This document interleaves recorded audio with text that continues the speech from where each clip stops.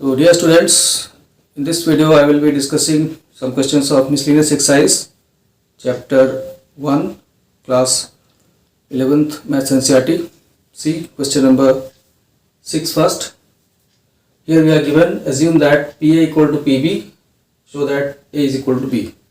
तो यहाँ पर capital A capital B sets को रिप्रेजेंट करते हैं, तो PA आपका पावर सेट है A का, PB पावर सेट है B का, और power set A power set B के इक्वल है, तो शो करना है आपको कि A और B भी इक्वल होंगे। तो दो सेट को इक्वल कैसे शो करना है, इसके लिए मेथड क्या होता है कि आपको दोनों को एक दूसरे का सबसेट दिखाना होगा। मतलब A सबसेट ऑफ B दिखाएंगे आप और B सबसेट ऑफ A भी दिखाएंगे। दोनों अगर दिखा देते हैं तो इससे क्लियरली ये प्रूव हो जाएगा कि A इक्वल टू B।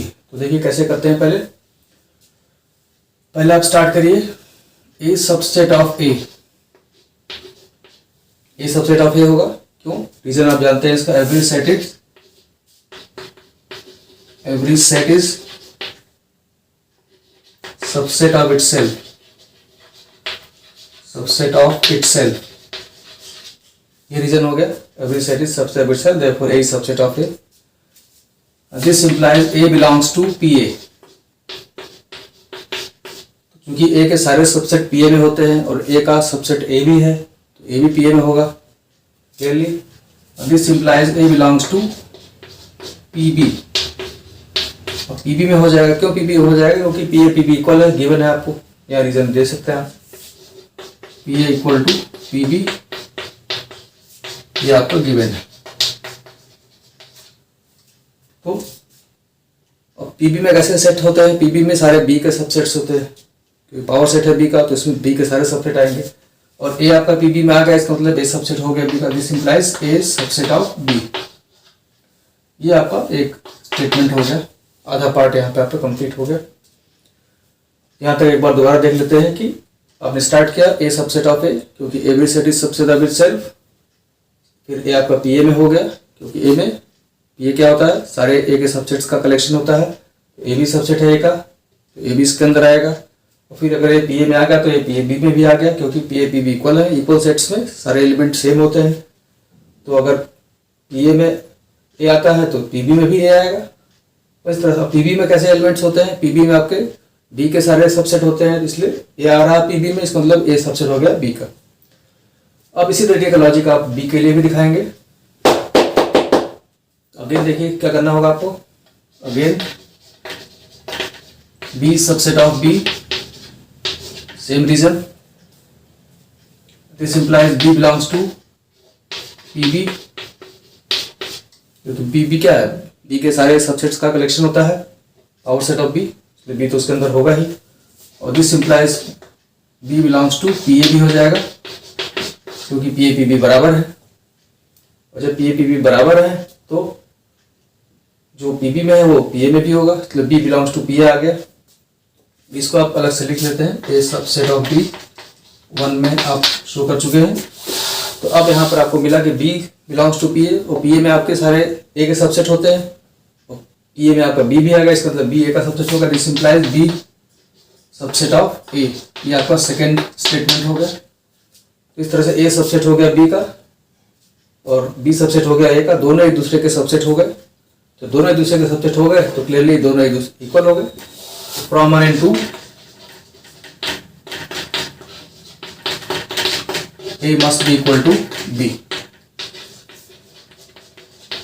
ये आपका क्वेश्चन यहाँ पे कंप्लीट हो गया। सेम टाइप का लॉजिक आपको देना है दोनों सिचुएशन में, और इस तरह से आपका प्रूव हो जाएगा। Question number 7। क्वेश्चन नंबर 7 में देखिए क्या है। Is it true that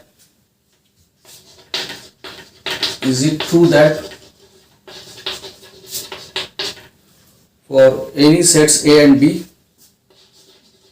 for any sets A and B, P of A union B is equal to PA union PB, PA union PB। यह स्टेटमेंट है, ये ट्रू है कि नहीं? Justify your answer, justify your answer.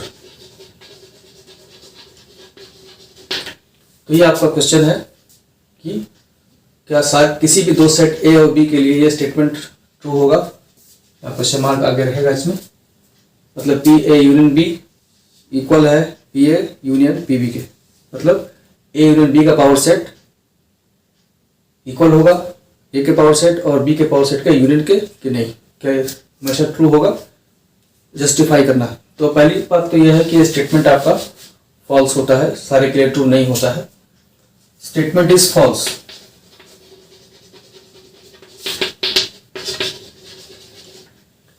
False है तो इसके लिए कोई एग्जांपल आपको देना होगा, तो देख लीजिए कोई एग्जांपल एक ले लेते हैं। As shown below, as shown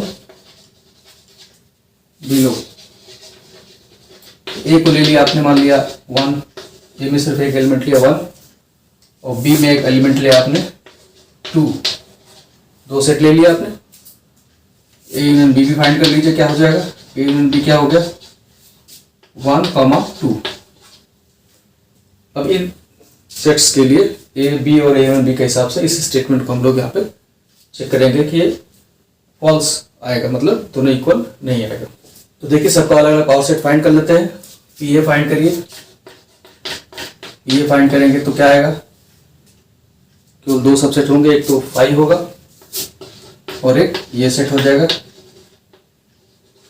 P B find करेंगे, पी बी में भी यही सिचुएशन होगी, एक तो 5 आएगा और एक सेट कंटेनिंग 2 ओनली, और एक अब आप P A union B find कर लीजिए। पी ए यूनियन बी मतलब इसका सबसेट कितने होंगे 2 पावर 2, 4 सबसेट्स होंगे, इसमें एक 5 आएगा, एक सेट कंटेनिंग 1 आएगा, एक सेट कंटेनिंग 2 आएगा और एक सेट कंटेनिंग 1, 2 बोथ आएगा। इस तरीके से आपको ये तीनों सेट के पावर सेट यहाँ निकाल लिए। अब स्टेटमेंट वाइज चलते हैं। स्टेटमेंट में आपको क्या दिया हुआ है, स्टेटमेंट में आपको P A union P B find करना है। P A union P B, इसको फाइंड करिए। इन दोनों सेट का यूनियन लेंगे आप, क्या मिलेगा आपको 5 मिलेगा, 1 मिलेगा और 2 मिलेगा, बस यही आपको मिलेंगे। इसको आप 1 लिख दीजिए और पी ए यूनियन बी आपके पास है ही, इसी को 2 लिख दीजिए। आप क्लियरली देख सकते हैं दो are not equal from 1 and 2। P A union B is not equal to P A union P B. इस तरह से ए यूनियन बी का जो पावर सेट है वो ए के पावर सेट और बी के पावर सेट के यूनियन के इक्वल नहीं है। तो ये एक एग्जांपल आपको मिल गया, देयरफॉर स्टेटमेंट फॉल्स है, ये हो गया। अब इसमें एक सिचुएशन और भी आप दिखा सकते हैं, ये ट्रू भी होता है, कभी ट्रू कब होता है ये भी आप यहाँ पे दिखा सकते हैं। स्टेटमेंट आपका ट्रू तब होता है जब ए सबसेट होता है बी का, ये भी आप यहाँ दिखा सकते हैं कि ये कोई मेन तो क्वेश्चन आपका यहाँ पे कंप्लीट माना जा सकता है। Statement will be true only when A subset of B. जब आपके पास दोनों जो सेट हैं वो ऐसे हो जो ए सबसेट ऑफ बी हो, मतलब आप ए को लेते हैं 1, 2 मान लिया, ए को 1 लिया था तो वैसे ही है। बी को आप ले लीजिए 1, 2 ले लीजिए। अब यहां पर आप कैलकुलेट करते हैं चीजों को, देखिए तो यहां पर आपको इक्वल आ जाएगा, ये स्टेटमेंट ट्रू हो जाएगा। Statement will be true when A is subset of B, इस तरह से आप ले लीजिए। तो पी ए तो आपको पता ही है क्या होगा, इसमें 5 आएगा और 1 आएगा। पी बी निकालेंगे आप तो क्या आएगा 5 आएगा, सेट कंटेनिंग 1 आएगा, सेट कंटेनिंग 2 आएगा और सेट कंटेनिंग 1, 2 भी आएगा। ये हो गया पी ए और पी बी दोनों अलग अलग निकाल लिया। P A union P B निकाल लीजिए, P A union P B, P A और पी बी का यूनियन, इन दोनों का यूनियन फाइंड कर लेते हैं। देखिए क्या मिलेगा आपको 5, 1, 2 और 1, 2। ये हो गया आपका 1 लिख लीजिए इसको आप। और ए यूनियन बी क्या होगा, आप देख ही रहे हैं, P of A union B क्या हुआ, मतलब P of power set of, सीधे हो गया आपका 1 2, इसी का पावर सेट आप निकाल रहे हैं, यही आपका ए यूनियन बी, तो यही सेट आएगा। तो सेम यही मिल जाएगा आपको 5 1 2 और 1 2। इस तरह से आप देख सकते हैं कि 1 2 दोनों इक्वल है, मतलब P A union P B is equal to P A union B. कब ट्रू होगा, जब ए सबसेट है बी का। तो अगर ऐसे दो सेट लेते हैं जो एक दूसरे के सबसेट हो तो ये स्टेटमेंट आपका ट्रू होगा। लेकिन अगर ट्रू जो सेट स्टार्टिंग में लिए गए थे दोनों सबसेट नहीं थे, दोनों ए में सिर्फ 1 था, बी में केवल 2 था, सबसेट नहीं था, तो उस सिचुएशन में आपका ये स्टेटमेंट फॉल्स होगा। तो इस तरह से ये स्टेटमेंट ट्रू कब होगा, फॉल्स कब होगा, दोनों का एनालिसिस इस तरह से आप दिखा सकते हैं इसमें।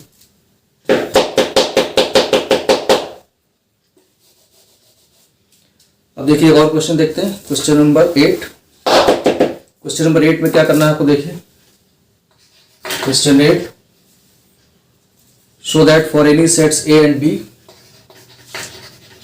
Show that for any sets A and B, दो रिजल्ट हैं इसमें। पहला है आपका A equal to A intersection B union B minus A minus B, ये आपको प्रूव करना है, ये इसके इक्वल है। तो ज़्यादा बेटर होता है कि आप जो जिसमें बड़ा साइड जो है उसको लीजिए, उसको रिड्यूस कर दीजिए। तो RHS से स्टार्ट करिए आप इसको, A intersection B union A minus B, यहां से स्टार्ट करते हैं। यहाँ आपको एक चीज याद रखना होगा कि ए माइनस बी जो होता है वो ए इंटरसेक्शन बी डैश के इक्वल होता है। ये एक रिजल्ट है, इसका यूज करेंगे यहाँ पे, A minus B A intersection B dash के बराबर होता है। इसको आप वेन डायग्राम से भी देख सकते हैं, जैसे दो डायग्राम बना के दिखा देते हैं आपको यहाँ पे। जैसे आप दो सेट ले लीजिए, ये आपका ए और बी है दो सेट, ये यूनिवर्सल सेट है। यहाँ पर ए माइनस बी दिखा देते हैं, ए माइनस बी को आप मान लिया हॉरिजॉन्टल शेडिंग से दिखा दिया आपने, तो ये आपका ये होगा that portion of A which is not in B. और यहाँ पे क्या करना है, ए इंटरसेक्शन बी डैश दिखाना है। तो उसी तरीके का डायग्राम यहाँ भी बनाएंगे आप। एक ए के लिए शेडिंग यूज करेंगे हॉरिजॉन्टल शेडिंग, और बी डैश के लिए वर्टिकल शेडिंग, क्योंकि यहाँ पे कॉमन दिखाना है आपको। तो डायग्राम उसी तरीके का रहेगा, ए बी यूनिवर्सल सेट है। तो देखिए क्या मिलेगा, ए में हॉरिजॉन्टल लाइन आपको ड्रॉ करना है, पूरा हॉरिजॉन्टल लाइन ड्रॉ कर दीजिए, पूरा हॉरिजॉन्टल लाइन पूरे सर्कल ए में होगी। और बी डैश का मतलब बी के बाहर, सर्कल बी के बाहर वर्टिकल लाइन्स होंगी। इस तरीके से आपको वर्टिकल लाइन ड्रॉ करना है।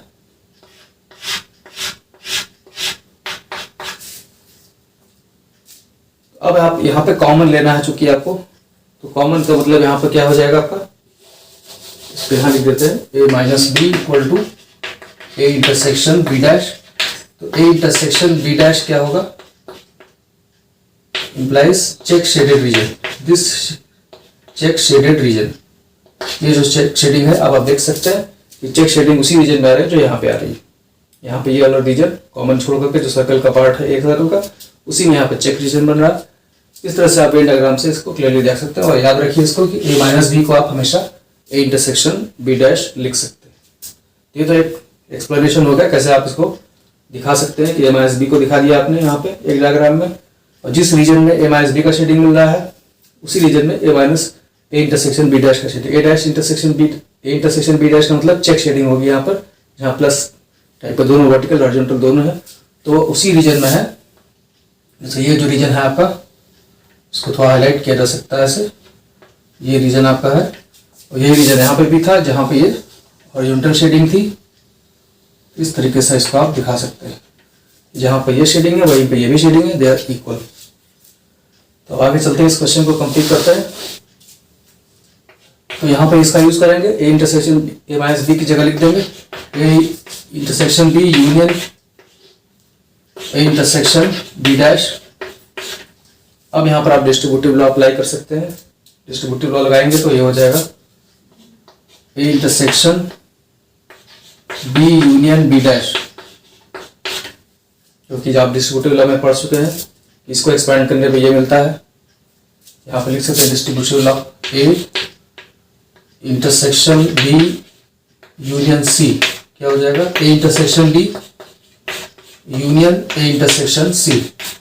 इस फॉर्म का होता है इंटरसेक्शन लॉ। तो अगर ये दिया है तो इसको ये लिख सकते हैं, या ये दिया है तो ये लिख सकते हैं। तो वही चीज़ है, यहाँ पर आपको एक्सपेंडेड फॉर्म दिया हुआ है तो उसको एक कॉमन लेकर ऐसे लिख दिया। और बी यूनियन बी डैश क्या होगा, ये आपका हो जाएगा universal set A intersection U आ जाएगा यहाँ पर। बी यूनियन बी डैश आपका यूनिवर्सल सेट होगा और ए इंटरसेक्शन यू आपका फिर ये आ जाएगा, that is left hand side.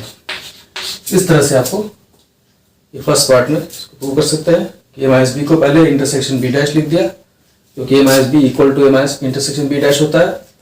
फिर आपको यहाँ डिस्ट्रीब्यूटिव लॉ अप्लाई किया, ये वाला डिस्ट्रीब्यूटिव लॉ। अगर आपको एक्सपेंडेड फॉर्म दिया है तो ऐसे ले सकते हैं।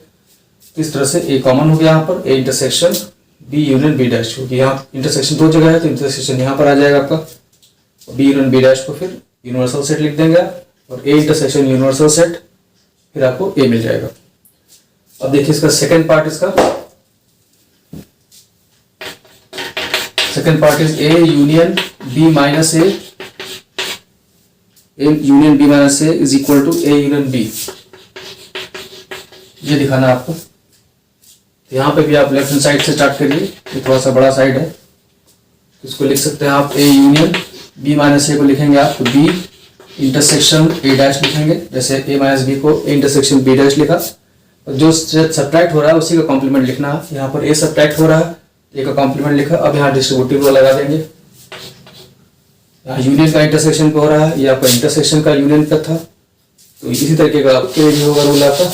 जैसे A union B intersection C, ये भी आपका एक डिस्ट्रीब्यूटिव लॉ होगा यूनियन का इंटरसेक्शन पे। तो क्या हो जाएगा A union B intersection A union C. जो भी आपका यहाँ पर होगा वही चीज डिस्ट्रीब्यूट होगा। जैसे यूनियन दो का जगह आ जाएगा यहाँ पे, तो इसको आप करेंगे A union B intersection A union A dash. फिर से जैसे अभी आपने देखा था बी यूनियन बी डैश को यू लिख सकते हैं, जैसे यहाँ पे ए यूनियन ए डैश को यू लिख देंगे तो ये हो गया A union B intersection U. और यू के साथ किसी भी सेट का जब इंटरसेक्शन लेंगे तो आपको वही सेट मिल जाएगा। जैसे अभी ए इंटरसेक्शन यू था तो ए मिल गया था, अब ए यूनियन बी है इंटरसेक्शन यू तो ए यूनियन बी मिल जाएगा आपको यहाँ पर ए यूनियन बी। यही आपका RHS हो गया। इस तरह से जो भी आपका बड़ा साइड है उसको लेकर के सिंप्लीफाई करते चलिए, उस तरह से आपको उसका प्रूव कर सकते हैं रिजल्ट। मेनली प्रॉपर्टीज को आपको ध्यान में रखना, कहाँ डिस्ट्रीब्यूटिव लॉ लगाना है, कहाँ पर ए यूनियन ए डैश को आप यूनिवर्सल सेट लिख रहे हैं या ए इंटरसेक्शन कोई भी यूनिवर्सल सेट है तो फिर वही सेट मिल जाएगा। ये सब प्रॉपर्टीज का यहाँ ध्यान रखना। इस तरह से इस क्वेश्चन को आप कर सकते हैं। So that's all in this video.